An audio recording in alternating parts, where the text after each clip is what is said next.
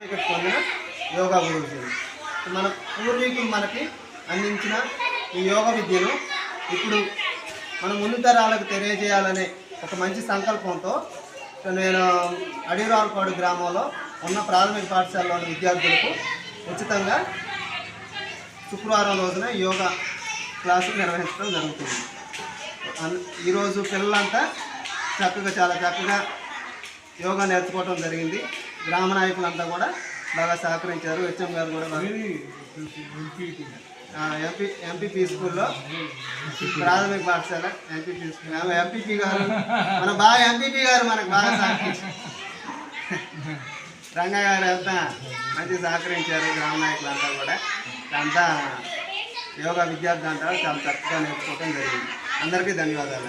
నందిగాం మండలం అడిరావుపాడు గ్రామ మండల స్కూల్లో ఏర్పాటు చేసినటువంటి ఉచిత యోగా శిక్షణ కార్యక్రమంలో భాగంగా ఇక్కడ నందిగాం మండల ఎంపీగా ఈ కార్యక్రమానికి అటెండ్ అవ్వడం జరిగింది.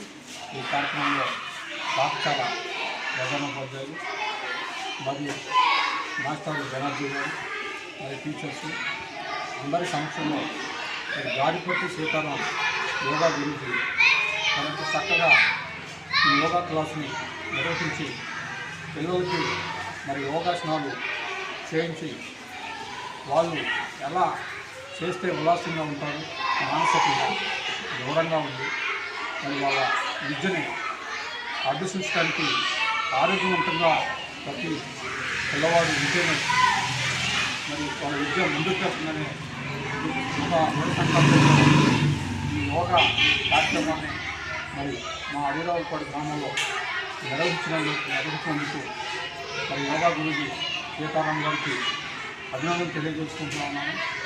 అదేవిధంగా పిల్లలు ఇక్కడ మా స్కూల్లో అడిరావుపాడు స్కూల్లో మరి మండపల్లి స్కూల్ అంటే చాలా మందిగా మందులో నేను చూసినటువంటి గ్రామాల్లో ఒక్కొక్క ఊళ్ళో 20 మంది 40 మంది ఈ మండపల్లి స్కూల్లో ఉంటారు.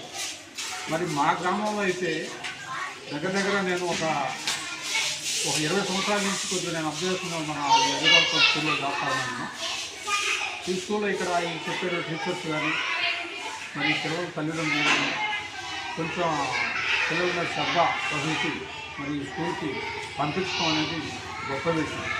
ఎందుకంటే మిగతా స్కూల్ పోల్చి చూస్తే దగ్గర ఒక 100కు పైబడి పిల్లలు ఈ స్కూల్లో మరి విద్యను అభ్యసిస్తున్నాం అనేది చాలా గొప్ప విషయం. కాబట్టి మరి దాని తగ్గట్టుగా టీచర్స్ అందరూ కూడా విద్యాభవన్ అందించడంలో మెరుగైన విద్యను అందిస్తున్నారు. కాబట్టి ప్రైవేట్ స్కూల్ వైపుకి చూడకుండా మరి మా గ్రామంలో ఈ స్కూల్కి పంపిస్తున్నారంటే మరి టీచర్స్ని కూడా మరి నేను అభినందిస్తూ ఉన్నా.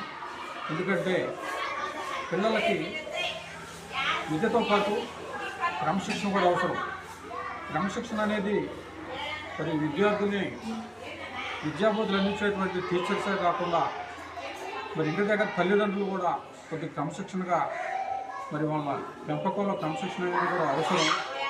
ఆ క్రమశిక్షణ అనేది ఉంటే భవిష్యత్తులో వాళ్ళు పెద్ద కొంది కూడా శిలాప అలవాట్లకి దూరంగా ఉండి మరి మంచి విద్యను అభ్యసించి మరి వాళ్ళ భవిష్యత్తులో ఎంతో ఎత్తుకు ఎదిగి మంచి ఉద్యోగాలు సాధించడానికి దోహదపడతాయనేది మరి నేను తెలియజేసుకుంటూ ఈ కార్యక్రమానికి మరి పిల్లలందరూ సహకరించారు. బాగా సంతోషంగా వాళ్ళ నవ్వుతా కూడా మరి సీతారాం గారిని చూసి వాళ్ళు చాలా ఎంకరేజ్ చేస్తే ఎనర్జీగా మరి నేర్చుకున్నందుకు చాలా సంతోషిస్తూ